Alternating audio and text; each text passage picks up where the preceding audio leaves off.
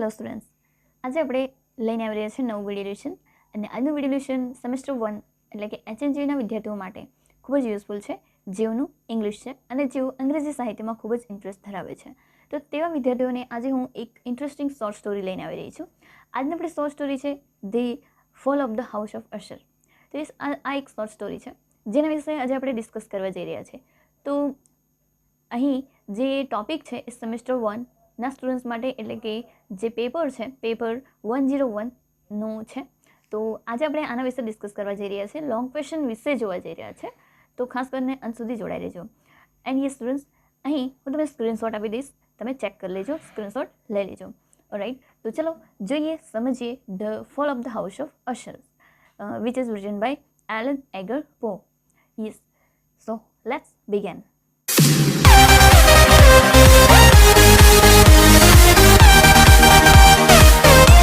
Students, તો આજે આપણે the fall of the house of Usher વિશે જોવા જઈ રહ્યા છે. તો આને સ્ટાર્ટ કરવા પહેલાં જો તમે ચેનલ પર નવા છો તો સબસ્ક્રાઈબ કરી દેજો એન્ડ વિડીયો ગમે તો લાઈક કરી દેજો. તો ચલો સ્ટાર્ટ કરીએ ઇન્ટ્રોડક્શનથી. ઇન્ટ્રોડક્શન શું છે તે પહેલાં આપણે એને પ્રોનાઉન્સિએશન રીડિંગ કરી લઈએ. તમે સ્ક્રીન પર જોઈ શકો છો. એગર એલન પો, born in 1809 and died in 1849. He was an American writer, poet, literary critic, and editor. He was best known for his poetry and short stories. His tales, particularly about mystery and ghostly. He is widely regarded as considered the inventor of the detective fiction genre and science fiction. In this way, Poe was the first well-known writer of America. As far as his story, The Fall of the House of Usher, is concerned, it is one of the finest short story in the English literature and language. His best-known work including The Helen, which is published in 1831, The Ravan 1845, The Heart 1843, and the supernatural horror story The Fall of the House of Usher, which is published in 1839. તો મિત્રો, જેમ કે ઇન્ટ્રોડક્શનમાં આપણે pronunciation reading કર્યું, તમે સ્ક્રીનમાં પણ જોયું છે કે અહીં હું તમને જો બની શકે તો ડિસ્ક્રિપ્શન બોક્સમાં આપી દઈશ, નહીં હોય તો તમે સ્ક્રીનશોટથી કામ ચલાવી લેજો. તો જોઈએ કે ઇન્ટ્રોડક્શન શું કહેવા માંગે છે. The fall of the house of Usher જે એલન એગર પો દ્વારા લખવામાં આવ્યું છે, જેઓ એક ફેમસ શોર્ટ સ્ટોરી રાઇટર છે, જેમનો જન્મ 1809માં થયો અને મૃત્યુ 1849માં થઈ ગયું. તેઓ અમેરિકન રાઇટર છે, પોએટ છે, પ્લે રાઇટ, ક્રિટિક ઓલ્સો છે, શોર્ટ સ્ટોરી રાઇટર ઓલ્સો. અને આમ વાત કરીએ તો એમની જે ટેલ્સ છે એ ખાસ કરીને મિસ્ટ્રી એન્ડ ઘોસ્ટલી ઉપર હોય છે. ખાસ થીમ મિસ્ટ્રી ઉપર એન્ડ ઘોસ્ટલી ઉપર. ઓકે, તો આ છે. તો ખાસ થીમ આપણે જે જોવા જઈએ the fall of the house of Usher, જે ખાસ મિસ્ટ્રી પણ છે અને ઘોસ્ટલી પણ છે. દેન આપણે વાત કરી રહીએ તો એમાં સેન્ટ્રલ ફિગર જે છે એ રોમેન્ટિસિઝમની વાત કરવામાં આવી છે, સેન્ટ્રલ ફિગર. એન્ડ એમની કોઈ પણ ટેલ્સમાં, કોઈ પણ વર્ક પાર્ટમાં આ ફિગર જોવા મળે છે. નેક્સ્ટ વાત કરીએ એમની, તો તેઓ ખાસ કરી આ જે એક ઇન્વેન્ટર તરીકે સંબંધિત છે કે જેઓ એક ડિટેક્ટિવ ફિક્શન, તેઓએ ડિટેક્ટિવ ફિક્શન જનર તેઓએ શોધ કરી, સાથે સાયન્ટિફિક ફિક્શન પણ તેની પર શોધ કરી છે. એન્ડ આ રીતે જે એલન એગર પો જે છે એ અમેરિકન રાઇટર, અમેરિકાના એક પ્રખ્યાત રાઇટર તરીકે જણાયા. તો આ રીતે જોવા જઈએ તો the fall of the house of Usher જે છે એક પ્રખ્યાત કૃતિ છે, શોર્ટ સ્ટોરી છે જે અંગ્રેજી સાહિત્યમાં. અને એની સાથે બીજા એવા એમના ફેમસ વર્ક જેમ કે ધ હેલન જે 1831માં પબ્લિશ થયું છે, ધ રાવન જે 1845માં પબ્લિશ થયું છે, સાથે ધ હાર્ટ જે 1843માં પબ્લિશ થયું છે. એન્ડ એમની જે સુપરનેચરલ હોરર સ્ટોરી જે આપણે આજે ભણવા જઈ રહ્યા છે, the fall of the house of Usher, જે પબ્લિશ કરી છે 1839માં. તો ઇન્ટ્રોડક્શન ખબર પડી ને? યા, ખબર પડી તો કમેન્ટ કરી દો, લાઈક કરી દેજો. એન્ડ ન ખબર પડી હોય તો પણ કમેન્ટ કરી દેજો. આગળ જોઈએ, આગળનો ટોપિક છે ખૂબ જ ઇન્ટરેસ્ટિંગ, જોડાઈ રહેજો અંત સુધી. નેક્સ્ટ સ્ક્રીન પર જોઈ શકો છો તમે the main characters of the story. In the story there are three main characters which are the narrate Roderick Usher, Madeline. Alright, the Fall of the House of Usher story's first main character is the narrator. He was a childhood friend with Roderick Usher. Second main character is Roderick Usher. He is the protagonist of the story. He was an intelligent and bookish, but he suffers from the mental illness. The third one is Madeline Usher. She was twin sister of Roderick. She also suffers from strange illness. After dying, she rises from her coffin. Alright, તો અહીં આપણે વાત કરવા જઈ રહી છે main characters. તો આપણે આ શોર્ટ સ્ટોરી એટલે કે the fall of the house of Usher ના મેઇન કેરેક્ટર્સ છે, જે 3 મેઇન કેરેક્ટર, એક તો નેરેટર છે, રોડ્રિક, અશર છે એન્ડ મેડલિન. તો આ 3 કેરેક્ટરને આસપાસ જ આ શોર્ટ સ્ટોરી ફરે છે. તો આ મેઇન કેરેક્ટર છે. સાથે શું કહેવા માંગે છે એ પણ આપણે થોડું એના વિશે જોઈ લઈએ કે જે નેરેટર જે છે એ રોડ્રિક અશરના ચાઇલ્ડહુડ એટલે કે બચપનના ફ્રેન્ડ છે અને તેઓ હંમેશા તેમને મદદ કરવા આવી જાય છે. સેકન્ડ કેરેક્ટરની વાત કરીએ તો રોડ્રિક અશર જે છે તેઓ પ્રોટેગનિસ્ટ એટલે કે મુખ્ય પાત્ર છે આ ટૂંકી વાર્તાના, અને તેઓ ઇન્ટેલિજન્ટ પણ છે, મતલબ તેઓ હોશિયાર છે, તેમને બુકો વાંચવી ગમે છે, તેઓ ઇન્ટરેસ્ટ ધરાવે છે આમાં, તો મતલબ બુકીસ કહી શકાય. એન્ડ બીજી વાત કરીએ તો એમને જે છે એક અલગ જ પ્રકારની બીમારી હતી, ઇલનેસથી તેઓ પીડિત હોય છે અને એ ઇલનેસ એવી કે જેની તેમને ક્યાંય એનું ઇલાજ થાય નહીં. થર્ડ કેરેક્ટર આપણે વાત કરીએ તો જે મેડલિન છે, મેડલિન અશર, જે અશર રોડ્રિકની બહેન છે. મેડલિન જે છે તેણીની ટ્વિન સિસ્ટર છે રોડ્રિકની, અને તેણીની પણ એક અલગ જ સ્ટ્રેન્જ બીમારી હોય છે, તેનાથી તેણીની પીડિત હોય છે અને એનાથી તેણીની મૃત્યુ પામે છે. એન્ડ બીજું કે તેણીની મૃત્યુ પામે છે, સાથે મૃત્યુ પામતા તેણીની કોફિનમાંથી પણ તેણીને ઊભી થઈ જાય છે. તો મતલબ આ છે એનું મતલબ થોડું ડિસ્ક્રિપ્શન આના વિશે. તો મેઇન કેરેક્ટર્સ આટલા છે, કોની સાથે શું કોણ કનેક્ટેડ છે તે પણ આપણે અહીં જોઈ લીધું, સમજી લીધું. ઓલરાઇટ, નેક્સ્ટ જોઈએ setting of the fall of the house of Usher. In the story, the setting is referred to the narrator as House of Usher. It is to refer to both the physical structure of the house and the last of the Usher race. Roderick and Madeline are the last of the Usher family. The narrator focuses on setting that had many descriptions and details, such as the dark, gloomy, and dull places in the story. તો students, અહીં સેટિંગની વાત કરવામાં આવી છે. Setting એટલે કોઈ પણ place, સ્થળ કે જેની વાત કરી છે. અહીં હાઉસ ઓફ અશર એક મુખ્ય સેટિંગ છે, આ ખાસ ધ્યાનમાં રાખજો. તો અહીં આ સ્ટોરીમાં ખાસ કરીને હાઉસ ઓફ અશર જે છે એ ખાસ સંબંધિત છે સેટિંગ માટે, કે જે રોડ્રિક એન્ડ મેડલિનનું ઘર હોય છે, એક અલગ હવેલી હોય છે જે શહેરથી ખૂબ જ અંદર જંગલમાં આવ્યું છે.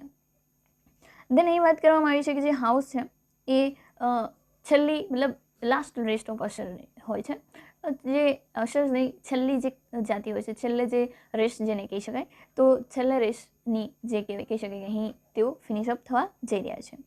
And Roderick and Madeline are last of Usher family. ને અશર ફેમિલીના આ છેલ્લા જે જનરેશન બચી છે, આ રોડ્રિક એન્ડ મેડલિન બે જ છે, જે અશર ફેમિલીમાં આ બે જ છે, જેમાંથી બીજું કોઈ નથી, અને તે પણ હવે ખતમ થવા જઈ રહ્યા છે.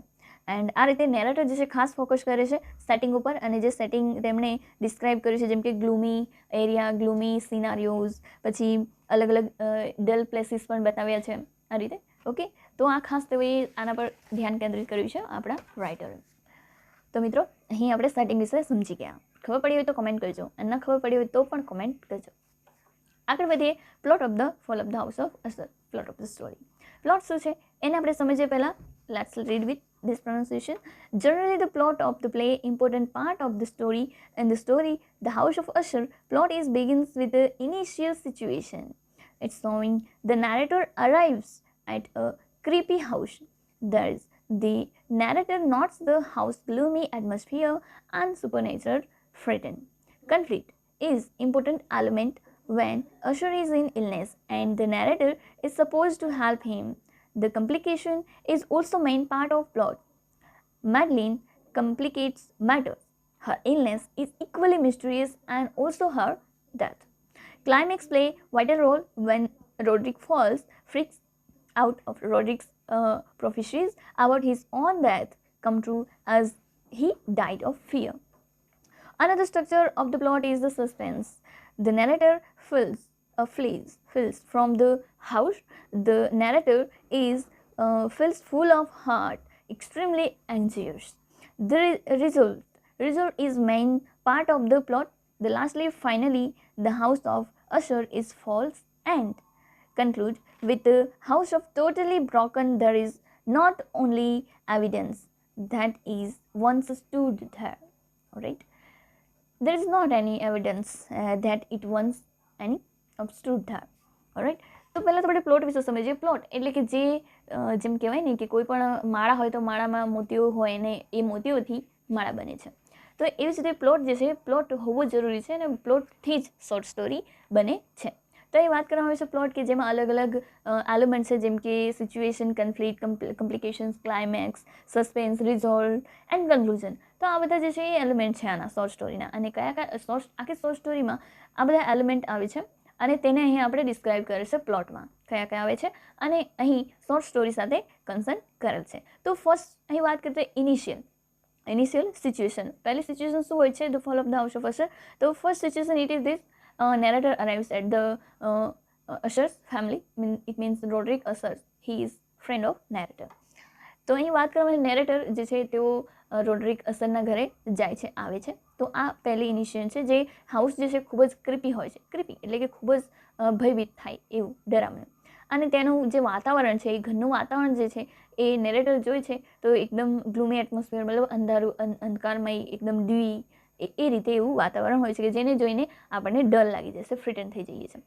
ત્યાર પછી વાત કરીએ કન્ફ્લિક્ટ એ પ્લોટ માટે ખૂબ જ મહત્વનું એલિમેન્ટ છે. તો આ અહીં વાત કરવામાં આવી છે જેમ કન્ફ્લિક્ટ એ છે કે અસર્સ ફેમિલીમાં ઇલનેસ ચાલે છે, જેમ કે મેડલિન પણ કંઈક અલગ પ્રકારની ઇલનેસથી પીડિત હોય છે એન્ડ રોડરિક પણ. તો બંને ભાઈ બહેન. દેન કમ્પ્લિકેશન્સની વાત કરીએ તો આ પણ ખૂબ જ જરૂરી ભાગ છે પ્લોટ માટે કે જ્યાં કમ્પ્લિકેશન એ આવે છે કે જે મેડલિનની બીમારી જે હોય છે એ ખૂબ જ મિસ્ટીરિયસ હોય છે અને તેનાથી તેની ડેથ થઈ જાય છે, મૃત્યુ થઈ જાય છે. તો એ પણ એક કમ્પ્લિકેટ સિચ્યુએશન બની જાય છે. એન્ડ દેન નેક્સ્ટ આપણે વાત કરીએ ક્લાઇમેક્સ પોઈન્ટ એટલે કે જે હાઈ રેઝ પોઈન્ટ જેને આપણે કહીએ. તો હાઈ રેઝ પોઈન્ટ એ છે કે આ પણ ખૂબ જ મહત્વનો ભાગ છે, એલિમેન્ટ છે આ પ્લોટનું કે રોડરિક જે છે એ એકદમ ફ્રીકિંગ ટાઈપ પર્સન બની મતલબ એકદમ પાગલ મેન્ટલ બની જાય છે કે તેઓ એ પણ કહે છે પ્રોફેસર એટલે કે જે ભવિષ્યવાણી કરે છે કે તેઓ તેમના હાથથી જ કદાચ તેઓ મૃત્યુ થશે. તો એવું જ થાય છે મતલબ એવું જ થાય છે. તો આ છે એક ક્લાઇમેક્સ. દેન સસ્પેન્સની વાત કરીએ તો નેરેટર જે છે ત્યાંથી ભાગી જશે. સસ્પેન્સ એ છે કે તેઓને ત્યારે ખબર પડે છે મતલબ તે જે અસર ફેમિલી છે એ ફિનિશ થવા જઈ રહી છે. તો narrator feels full of heart extremely anxious અને આનાથી નેરેટર જે છે ખૂબ જ દુઃખી બની જાય છે. ઓકે, તો આ છે. દેન લાસ્ટલી એને આપણે કન્ક્લુડ કરીએ મતલબ પ્લોટમાં કન્ક્લુડ એટલે કે એન્ડિંગ પોઈન્ટ જેને કહીએ. તો ending with this totally broken there is not any evidence of the house of અસર.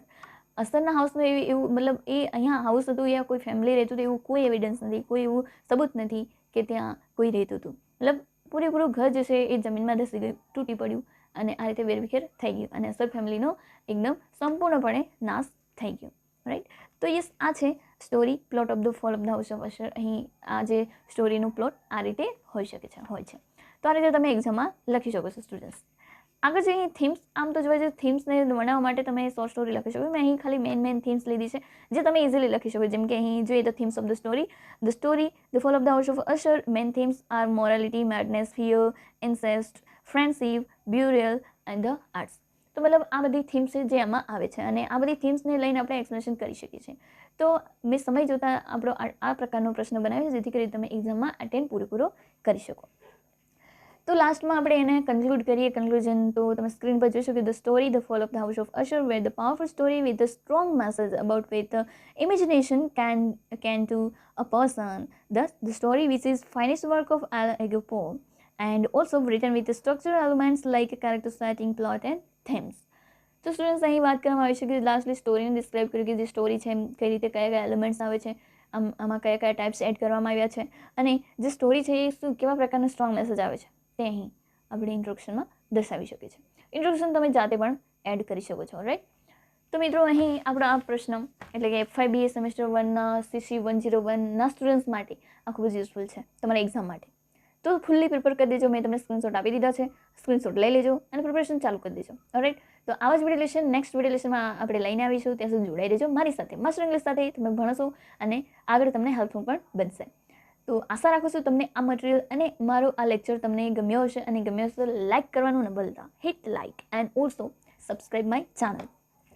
So see you till another video lesson and take care. Have a good day. Thank you for watching. Jai Hind.